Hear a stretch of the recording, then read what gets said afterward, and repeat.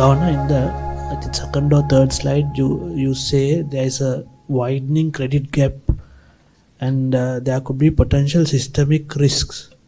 Could you please elaborate on that?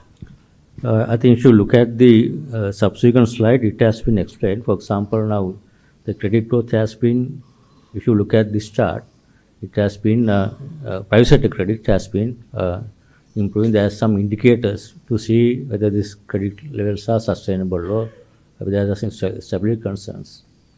When you look at the next slides, that's where we can see still financial intermediation still well below the levels that we had earlier. That's one indicator. Second one is also private sector credit. As a total share is still below the pre-pandemic levels. That's partly because the public sector credit share is coming down. As a result, more private sector credit can be accommodated in the system. This is where the comparison need to follow the indicator and also subsequent analysis, whether that is creating some concern. I think we don't see that.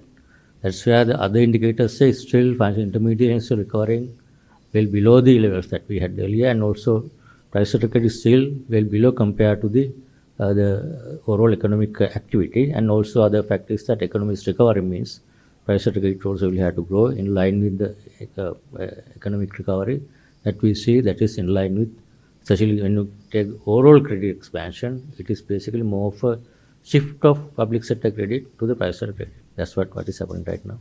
That's what other two slides are, just to give a more explanation to that indicator, why we see that indicators moving and what are the reasons for that indicator to behave like that. These are things that we need to monitor in technical terms, but we need to understand what is happening in the economy and the credit sector, and that's why we see even credit dispersion among the sectors is very broad based and going through all the sectors kind of a very diversified way. I think that's where we think that's not a major concern. So it's not overheating, right? No, it's not overheating, not at all.